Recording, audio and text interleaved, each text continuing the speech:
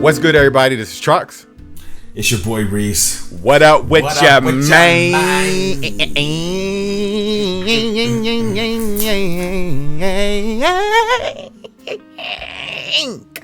Woo! I'm happy to be in here with you, Reese. How you feeling, brother? Man, I'm good, brother. That's what I like to hear. Well, audience, y'all sit back, man. Next week, we are going to take you down cult lane. That is right. We're going to drive down the street and give you some information on some cults you've probably never heard of. Maybe some of you have because that's what you're into.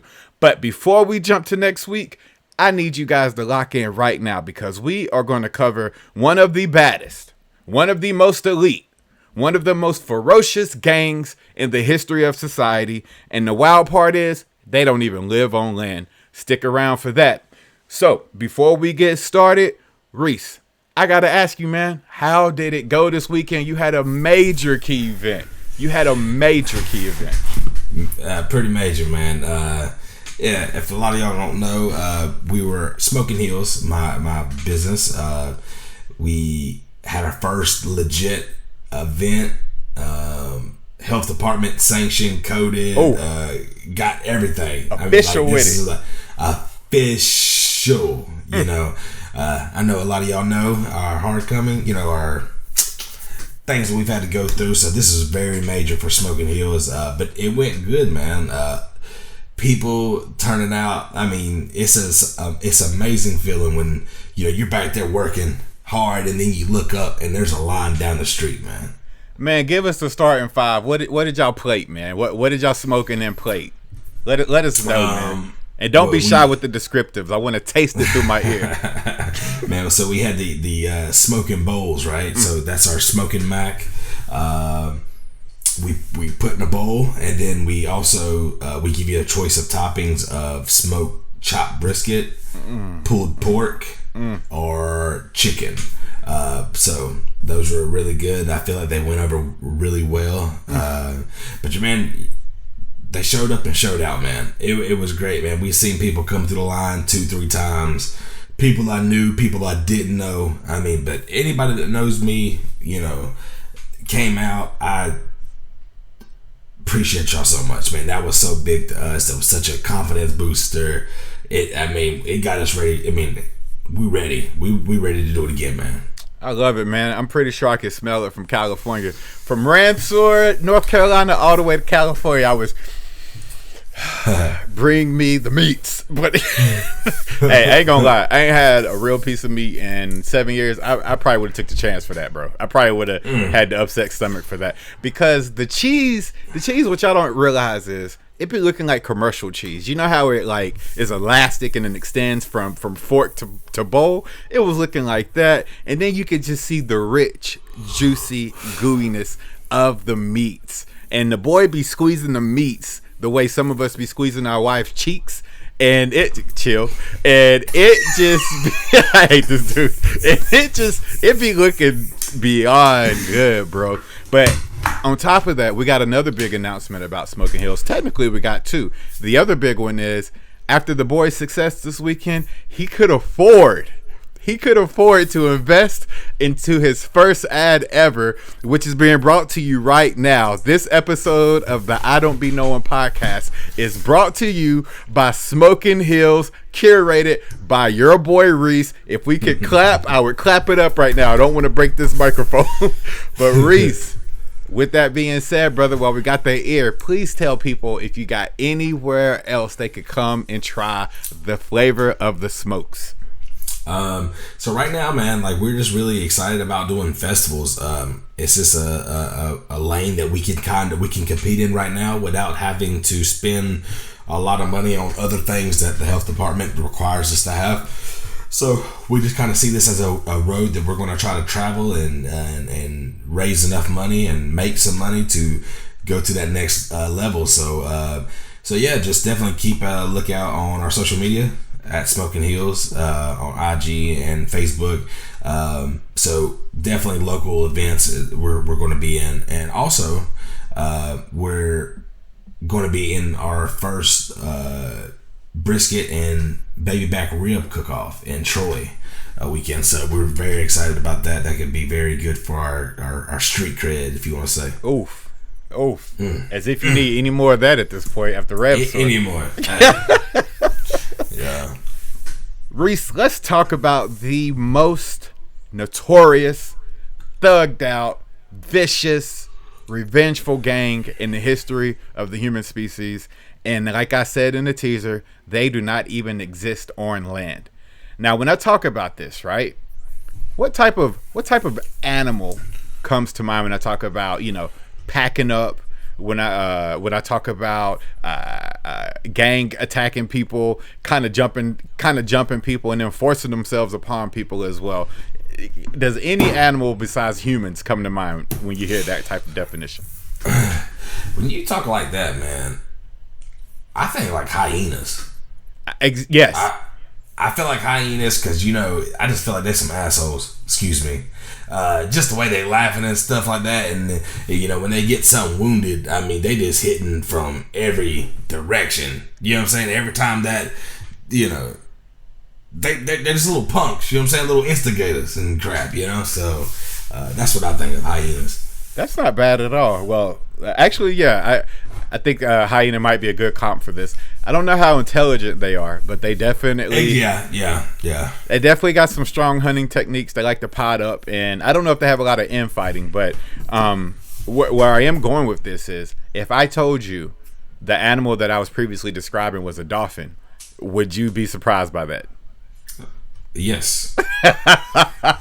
Of course. Like, dolphins, we think about Flipper. You know what I'm saying? Like, we think about the SeaWorld and riding on their backs and everything like that. Yeah. Hitting the ball with their nose. And Free Willy and Miami.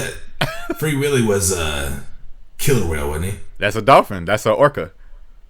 That's considered a dolphin? Mm-hmm. That's the largest dolphin.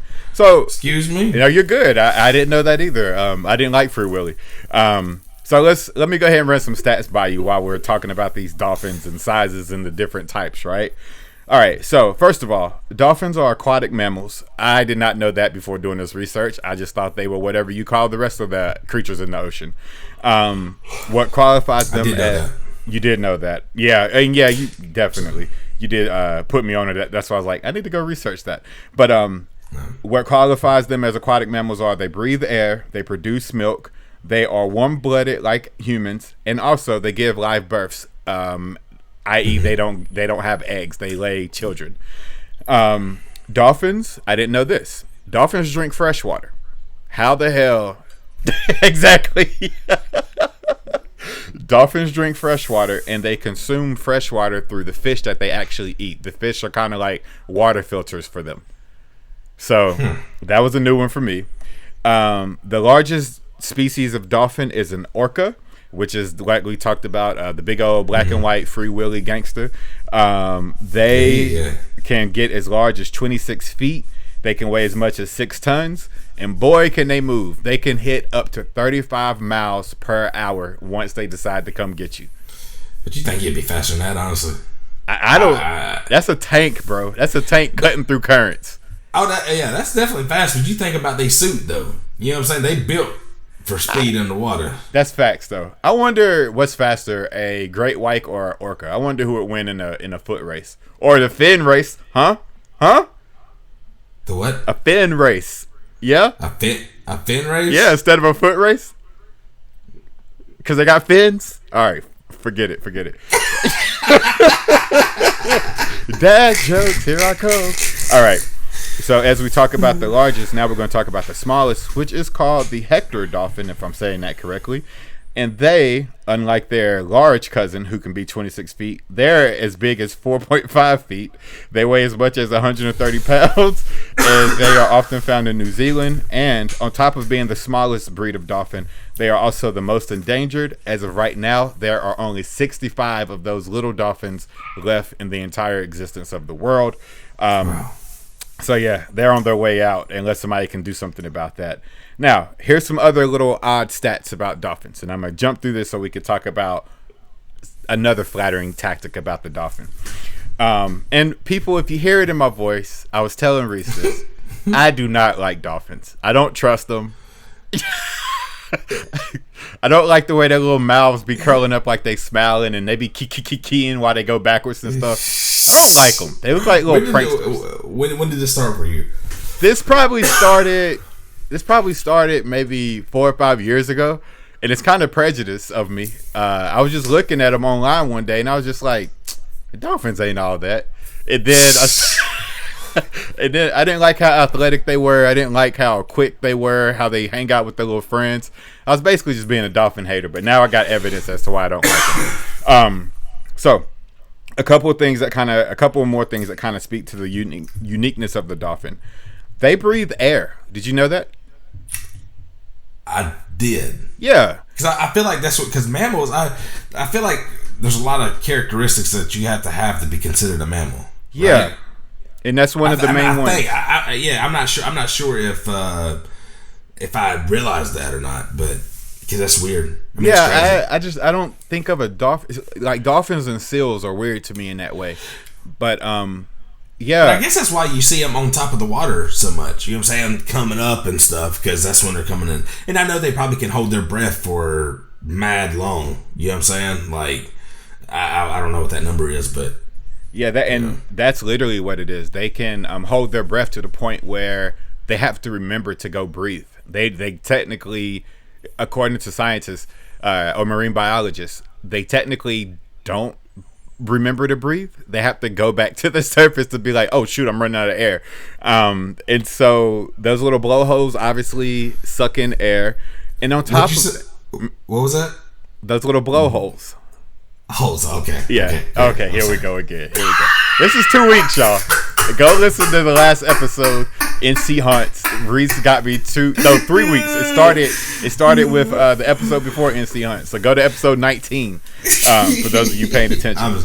I'm sorry. Go ahead. But on top of that, not only do they have to breathe air, they have to sleep on the surface of the water in order to not drown. And so what they do is they sleep with that hole towards the surface with one eye open, and they sleep in pods so that no predators come. And their ability to sleep with one eye open isn't cosmetic.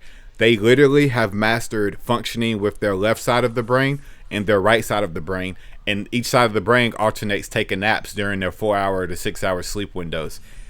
And they can stay awake for up to 4 weeks at a time, according to marine biologists. They're creepy, man. It's just hard to imagine any type of fish sleeping. I don't know. I guess maybe like the little fish, because they're always down at the bottom, and you can kind of just, crouch away behind some coral or something like that. But yeah, I just don't ever see you like stop moving in the water. You really don't think about a fish sleeping. Now that you say that, did Nemo sleep? Did we get any of the sleep scenes with them? I don't remember. Man, somebody hit us up in the chat. If there's a scene where Nemo sleeps, give us that time codec. I want to see how they even animate a sleeping fish. Okay, 3 more weird facts about dolphins. First of all, they have unique names. Within their little pods, their little colonies, they literally have different clicks and whistles that alert the attention of a specific dolphin. So it'd be the equivalent of me going, come here, Reese. That's how they communicate. And then you would do yours. Ooh. They make that noise. Make that noise. That your dolphin's got some issues. But, oh yeah. But unique whistles are individualized per dolphin, and they recognize specific whistles, and they also click back whistles to alert the dolphin that they're in communication with. So they have singular, sophisticated communication apparently. They recognize themselves in mirrors, and not just like another dolphin in the wild. They know it's them. They don't attack. They observe. They play. They flirt with themselves in mirrors. And then last but not least, they have been used by the Navy and the Marines to train. They've been trained to locate landmines, water mines. Okay, yeah, water mines. True. I'm a dummy. But on top of that, they've been trained to plant mines, and even rumored to perform kamikaze bombing methods on enemy ships. So messed up. I don't know who was out there being like, "Hey, dolphin, why don't you go handle this for us?" There'll be, what is it, 7 virgins in heaven if you do this? Like, yeah, I don't know who said that, but clearly, if you look at the big picture of all of that, dolphins are clearly smart as F, right? So I'm gonna spend a little time talking about how hyper their intellectual ability is, and then I got some more information that may not be so flattering for all you little dolphin lovers out there.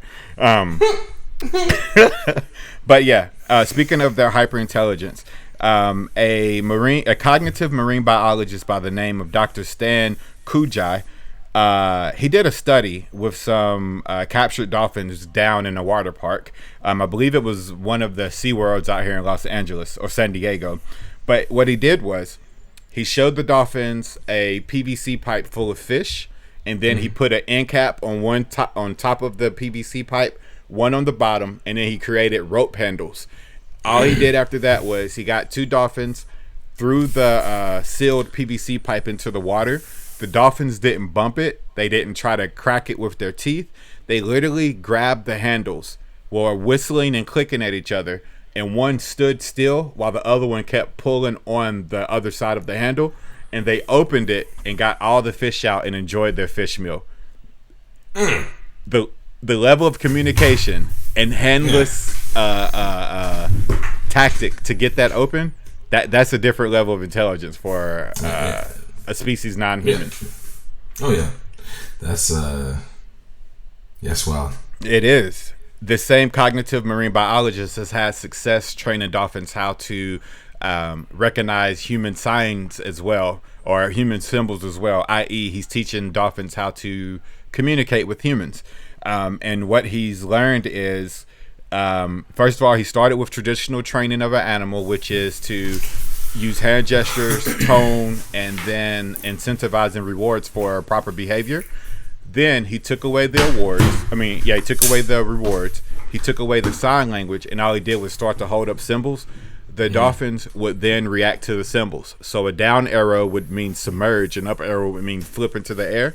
And then, to show that they were sophisticated in putting language together, he would show them sign A, sign B, sign C, and the dolphins would do them according to the signs.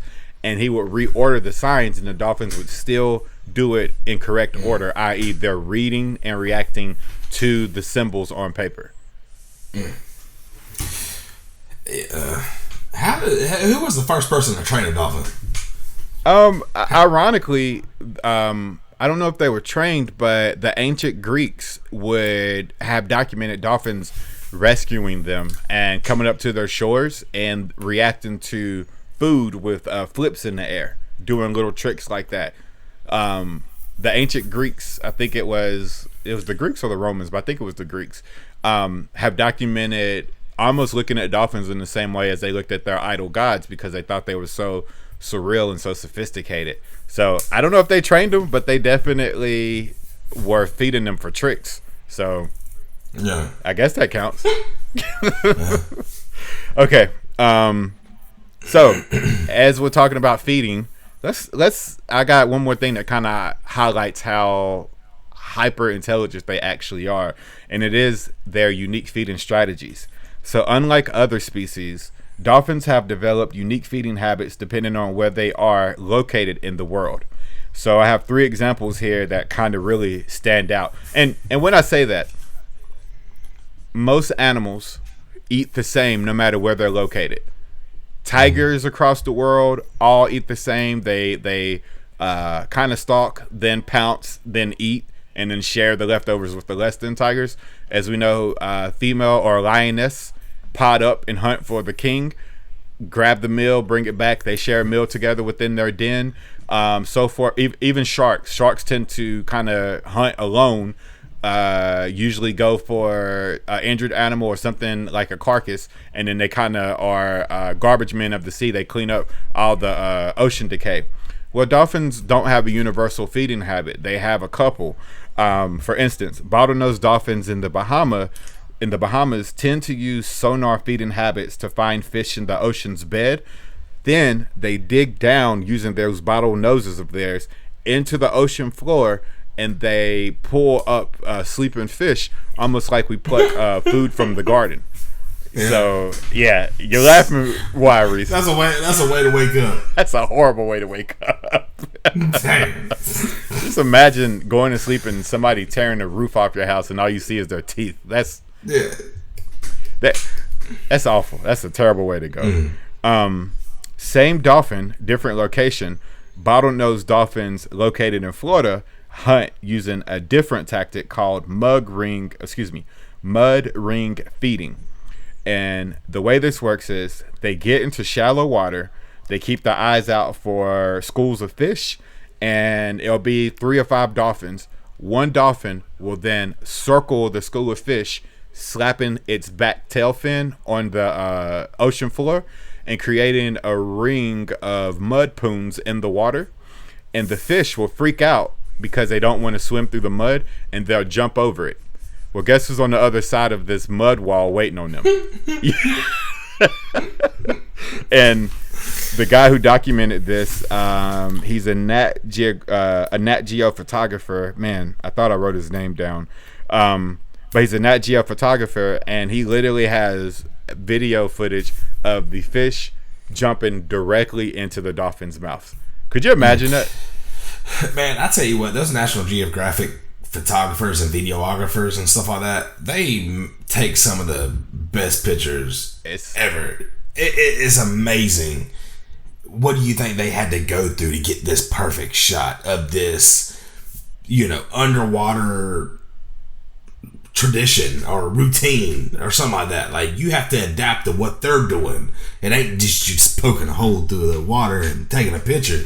Like, you have to study. You got to know where to be at and stuff like that, man. That's like looking at the National Geographic magazine, man. Like, it's crazy. Yeah, it really is. And I've been kind of obsessed with how they know where to go and how they know how to capture these moments without disrupting that environment.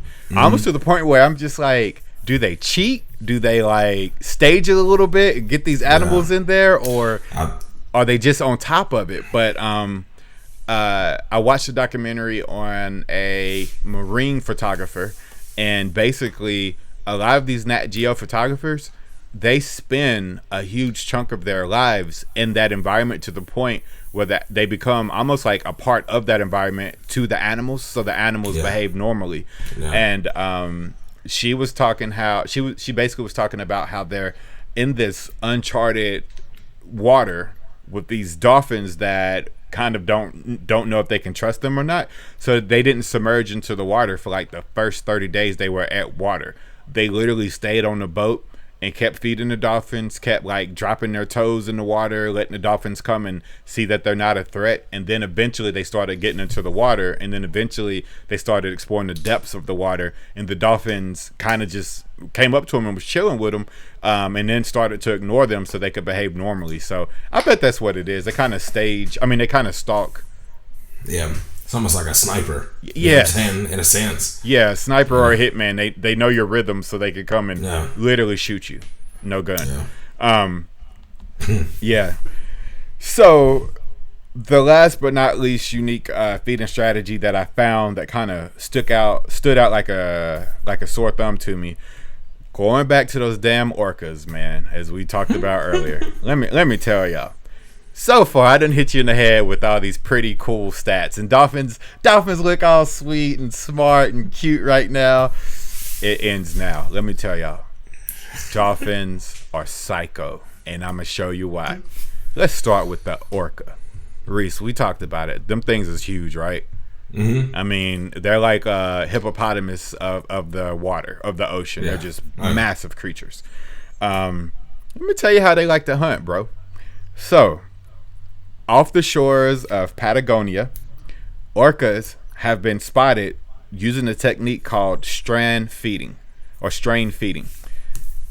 They wait till the current of the water kind of sinks down just enough where the top half of their bodies are exposed, and they wait on these little seal pups, brand new, 30 days old, chilling on the beach, trying to figure out if they can swim or not.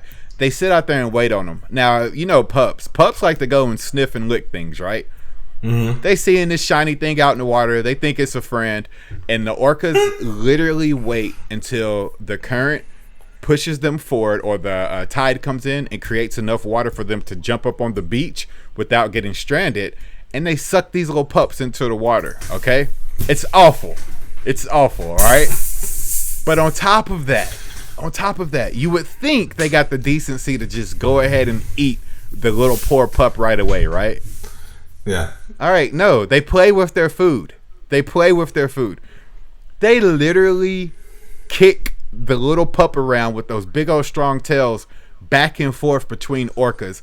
I mean, launching them things into the air, and them things just be crying and screaming while they're being airborne, kicked and bruised up, man. And I dug a little deeper because I was like, that seems cold.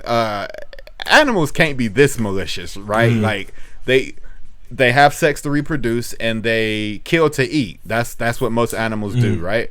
No. The orca just be out there throwing it around. And surprisingly, female orcas are the ones that go and prey on these pups, kind of like how lionesses do. And the only time they start tossing it around to other orcas they're tossing it to their orca calves to teach them that this is something you're supposed to eat. This is something you're supposed to dominate. So let's play soccer with it. Let's play football Americano with it, right? Or no, football with it. Mucho gracias.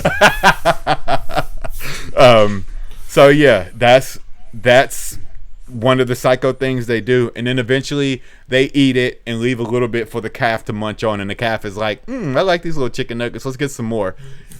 Okay, again, that's psycho. You don't play with your food like that, man. You don't. All right. So let's go ahead and get into like I said, the not so bright part. Orcas are one of the few dolphins that actually do some sense of chewing. Other dolphins, again, psycho. They don't chew their food, bro. They just let that thing slide on down the throat, man. Yeah. Do they have teeth? They got teeth. Like, so so it's possible that they can chew. Like, they just don't want to. Well, yeah, and I'm curious because I'm just like, I need a reason to like dolphins because right now I don't. Their jaw structure and their teeth don't allow them to chew food for consumption. It allows them to bite in self-defense and to grip while they try to get the food down their throat. So, yeah, they supposedly can't chew. But the way dolphins are set up in my mind, I think they can chew. I just think they're snooty little pretentious a-holes that are like, nah, we're going to swallow stuff. So, yeah. So that's the weird food habits. Now, let's get into some other habits of theirs. Dolphins do drugs. Do what now? They do drugs. They find beached up cocaine or something? Well, basically. It'll be more like shrooms. But okay. So here's what they do. Dolphins literally, and it's specifically at this point, young male, I think bottlenose dolphins, which at 2 years old, they're technically teenagers. They pod up. They break away from home. Actually, they get kicked out of the home because they're really aggressive. And the female dolphins are like, man, y'all doing too much. I got to go. So the males get kicked out. They form gangs of like 5 to 14 dolphins. And they do a lot. But one thing they do is they literally go and they find pufferfish. And pufferfish are extremely poisonous. A small dosage of pufferfish have been known to kill a full-size adult male. These dolphins stick their nose into the little toxic pouch and try to get the pufferfish to release toxins, and then they consume the toxins and have a narcotic effect on the dolphins. When the little nudging doesn't get the reaction they need, they will bite and chew on the pufferfish like tobacco in order to get the toxin. And I believe the toxin is called okay, I'm gonna try it. Tetrodotoxin, I think, or tetrodotoxin, yeah, something like that.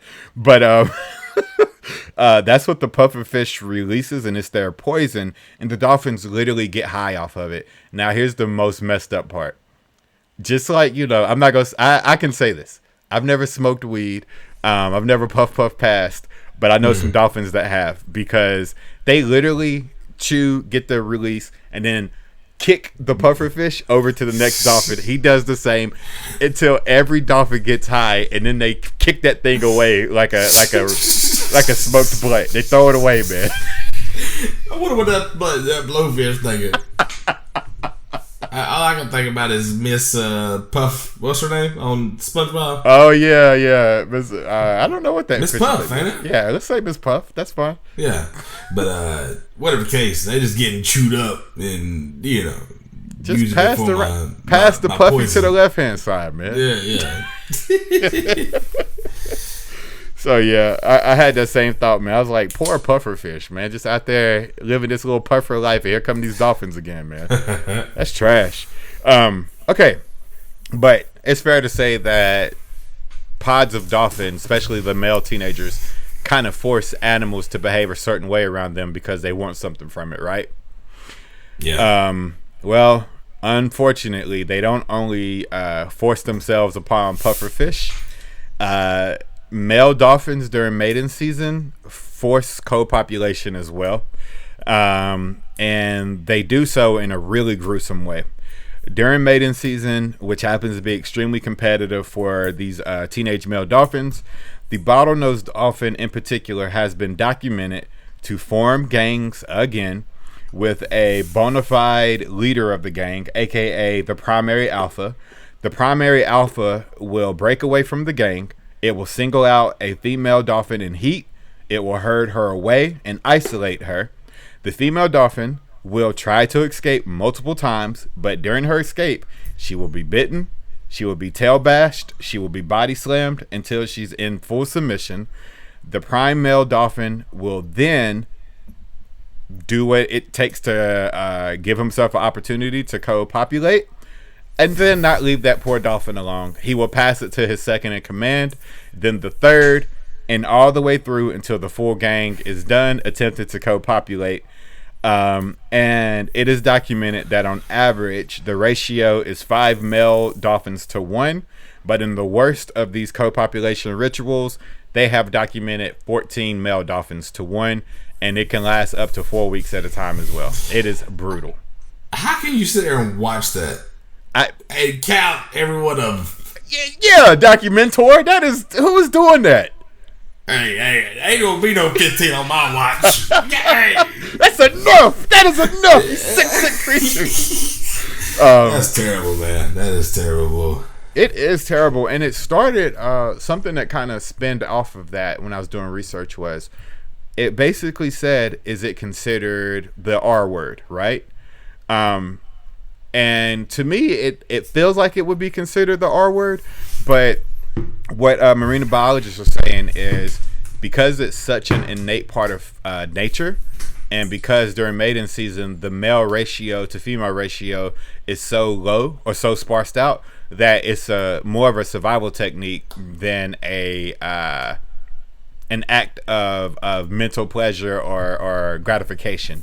So they're literally supposedly reacting to their sexual desires, sexual nature, more than going after it for recreational gratification. So, yeah, I don't know. That's a weird one to me, man. I didn't like it. Again, yeah, they're psycho, man. That's a lot. It's brutal. That's a lot of personality for one fish. For one fish, man, that's brutal. Okay, so now I said supposedly it's not the R word because it is for co-population purposes, but then dolphins be trying to co-populate with other species, and they don't be invited. And here's how you gonna explain this? Here we go. You try to soften it up. Hey, okay, go ahead. Exactly. Here we go.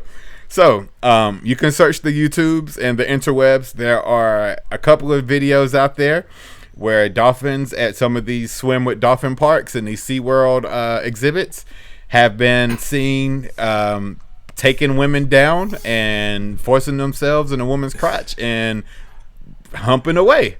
You look nervous, bro. No, I ain't nervous. I'm just saying You get that experience, you probably gotta pay when you leave too. Hey, that's an experience. I'm gonna tell you right now. If I see a dolphin trying to have his way with any of my people, I'm going to jail for punching, biting, and slapping a dolphin that day. They'd be like, "Hey, brother, what you in for?" Man, I fucked up a dolphin. You know, I beat a dolphin's ass. That's why. Shit. The thing is, you probably get more time than the person that did it to a person. Hey, brother, you already know they don't want nothing to happen to the animals, especially from people with my melanin. So yeah, you right. All right, but it gets worse. There's specifically one video that shows a fully erect male dolphin, genitalia fully hammered, trying to have his way with a female tourist, and it showed many tourists coming to her aid, and this dolphin was not letting up until they finally broke the two up. So yeah, dolphins are wild in that way. It gets worse. One has a name. Okay, you got Jack the Ripper, and then you got George the Dolphin. 2002 in Weymouth Harbour, England, there was a dolphin trainer that warned many of visitors that they need to watch out for George the Dolphin, who was a repeat offender of trying to engage with human divers, and many divers expressed being forced or coerced by the single male dolphin called George the Dolphin, to the point where he was notorious and at large, and they were never able to catch him because he was smarter than the aquatic life observers out there. I was about to say, why is George still there? I'm trying to figure out who didn't spare George. I would have Goldberged him, but with the actual metal head spear. It wouldn't have been my body. He might have enjoyed that. I would have took him out. Reese, what do you got to do to get an infamous name as George the Dolphin, as an actual dolphin? That's terrifying. And who keeps going to swim? Why did they tell these swimmers ahead of time? Hey, that's terrifying. George is a really scary name. I mean, just because, you look at all these Halloween characters, the normal names are scariest. Freddy, Jason, Michael. Those are normal names. Yeah. But then you got George. Hey, George got a lot of bass in it. You're right. You got George. I don't like it. It'd be like the marine biologist be like, why is that dolphin's voice so deep? You know why. Why is he smoking a cigarette? Why is he smoking a cigarette and moonwalking backwards on the ocean floor? What's wrong with this thing, man? But all right, and here's the last one. Okay, here's the last one. 1963, a lab assistant by the name of Margaret Howe reported that on repeat occasions during one-on-one observations, she would let a dolphin rub himself on her until he released, and she documented that she wanted to observe him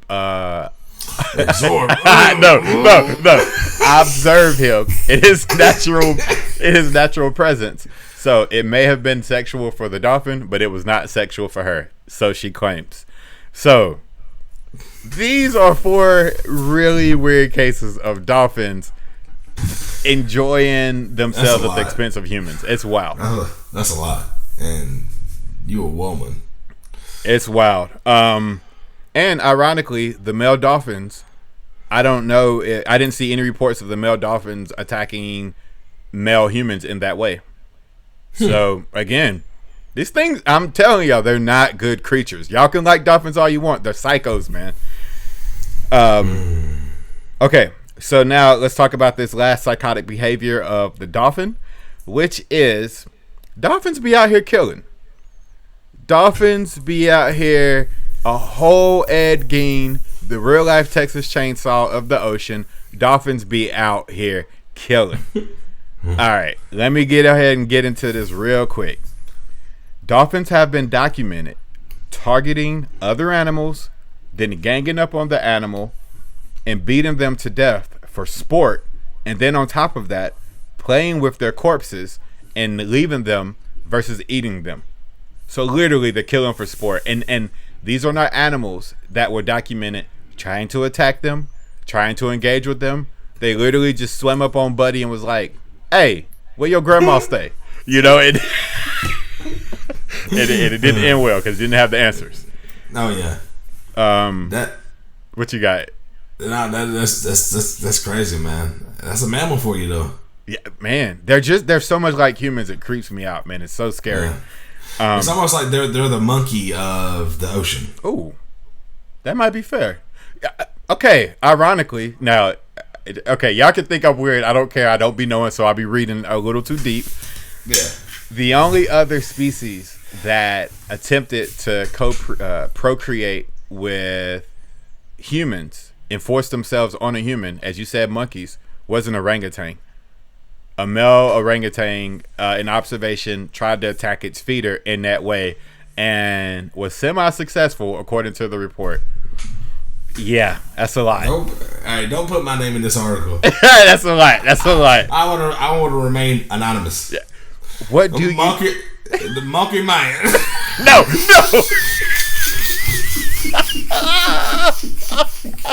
That is so wrong. Oh, look, mommy, that's the monkey man. It's the monkey man, y'all. Oh no. Okay, I'm getting back on task. Where's your yellow hat, monkey man? George was curious that day, man.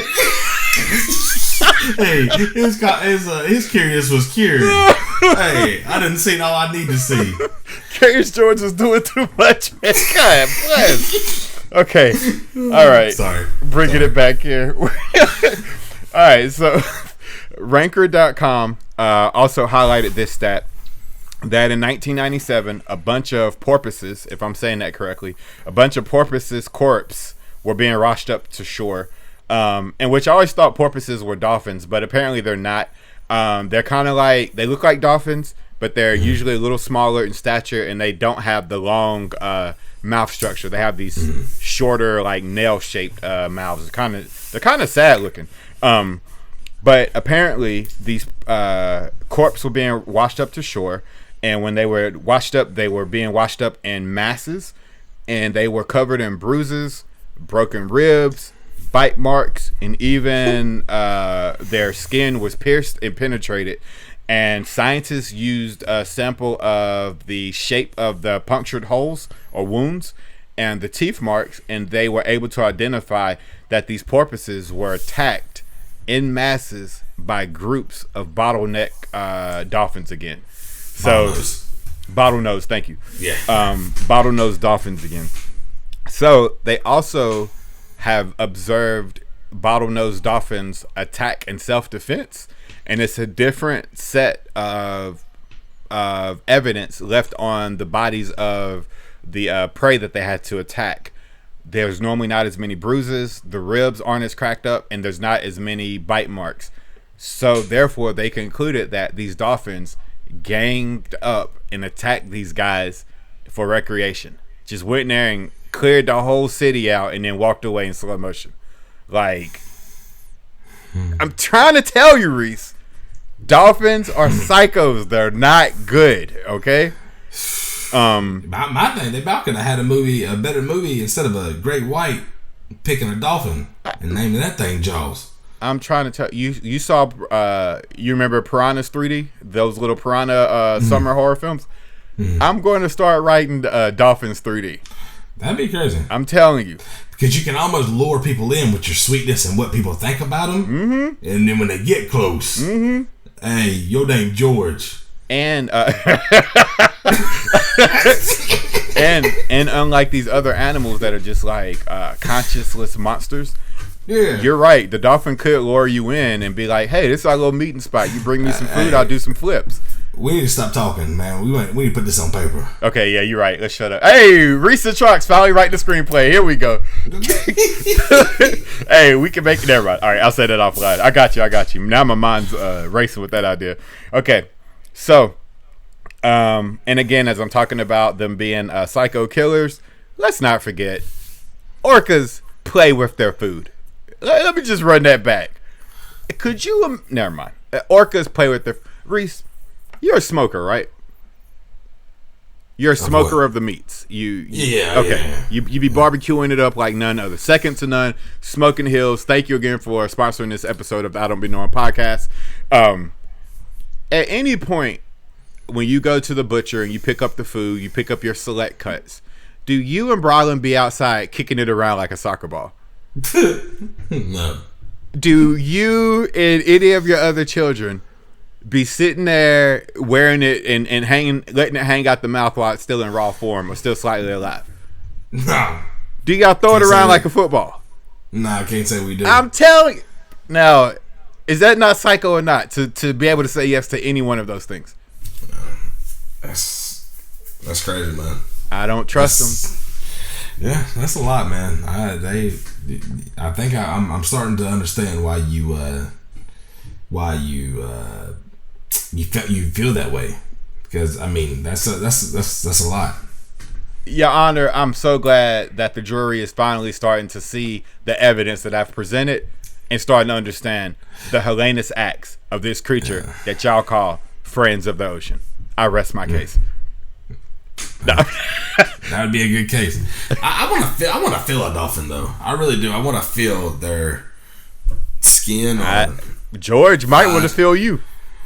Hey. Nah. My money's. Reese, shut up. Get my money's worth. Dolphin man. Be like your wife being like, Reese, why? Just tell the truth. I know why you keep going to Vegas. What's her name? It's George. She works at SeaWorld. Oh, man. And I do apologize. But yeah, okay. Icing on the cake, final thought. This will be the nail in the coffin as to why I don't F with dolphins, and I think dolphins are psycho. Dolphins participate in infanticide. If I said that correctly. Not sure what that is. If I'm saying it right, and somebody correct me because I don't be knowing words, but infanticide is when an adult kills a baby of their species for a couple of different reasons. Now, unlike the other psychotic behavior that I mentioned, there usually is a reason why dolphins kill a dolphin cub, I think is what it's called. No, a dolphin calf. And that is because it wants to mate with its mother, and the mother will not allow it to get close enough because she's either in feeding or in protective mode over its baby. So therefore, the male dolphin will eliminate the problem not by waiting, but by saying, hey, come here, little boy, I'm going to tell you something. And then we don't see the little boy come back, unfortunately, the little dolphin boy. So, again, I don't mess with dolphins. I rest my case. Reese, with anything that I mentioned today, what are your thoughts in regards to this dolphin situation that I highlighted? I'm surprised, man. I mean, that's a lot, man. They really are. I mean, I knew they were smart, but you think they're smart because people are training them. But they're just straight out the womb smart and already know about these games and gangs and teaming up in alliances. And that's a lot, man. That's a free thinking, animal. That's crazy. Free think. I like that terminology because it does seem like they're reckless. They're just out there creating new feeding patterns, absorbing other hunting patterns. They also help humans hunt. I didn't highlight that. They lead net fishermen to pods of fish, and they wait and grab the loose fish that fall out the big old nets. So yeah, they communicate with humans regularly. They're like you said, they are the monkeys of the sea. I didn't even think about that. But yeah, that's all I got on these dolphins, man. You got any final thoughts? You still want to touch a dolphin, or you still think? I want to touch a dolphin. I don't want a dolphin to touch me. How about that? Yeah. Okay, I got you. I agree. Yeah. I agree. All right. Well, ladies and gentlemen, that is all we have for you in this episode. We thank you all for listening. If you want to be a guest on the I Don't Be Knowing podcast, hit us up on Instagram. You can find us at I Don't Be Knowing. And when you hit us up, just let us know what you would like to talk about and what your expertise is on that. And if you don't have any, well, you can just come and be a I Don't Be Knowing participant like me and Reese do every single episode, and pretty much discover new information as we do per episode as well. With that, the Instagram page is very important for our bonus content. It is exclusively posted on our page. The last couple of topics have consisted of what is your scariest moment, what what was the other one, Reese? Something about a Halloween movie, right? The Ring. Yeah, we talked about The Ring and what was our scariest Halloween movie experience. And in addition, we just get a little more personal and get a little bit off the books and have some more fluid conversations about close calls with George the Dolphin. So yeah, make sure you follow us on IG. Never miss a minute. With that, Reese, do you have any other social media people should be following at this point? Man, just follow me on Smoking Hills. A lot of big things coming, so you want to be the first to know. That's at Smoking Hills on IG. Big things popping and little things stopping. Big things smoking and little things stopping. Okay. And I'm pretty basic too. If you want to follow my screenwriting page, you can find me at Trox, Troxb Writing. And that's where I just kind of get into my screenwriting bag and share that world with you all. Again, next episode, we're going to deal with a different type of psychotic behavior, which will be cults. We're going to get into the nature of cults and highlights one in particular to teach you the ins and outs of what that cult life was all about. And last but not least, today's episode was a combination of information gathered from Nat Geo, YouTube channels such as Epic Wildlife and Homeschool Pop, the BBC, The Atlantic, WashingtonCityPaper.com, WildlifeInformer.com, and Ranker.com. On that note, ladies and gentlemen, that's all I got. I've been Trox. I've been your boy Reese. All right, we'll catch you on the next one. Holla! Holla. Oh, no. Let's be friends. Let's be friends after you holler. After you holler. Okay, and I ain't talking about friends like George the Dolphin. I'm out. Follow the I Don't Be Knowing podcast on all podcasts and social media platforms by searching #I Don't Be Knowing.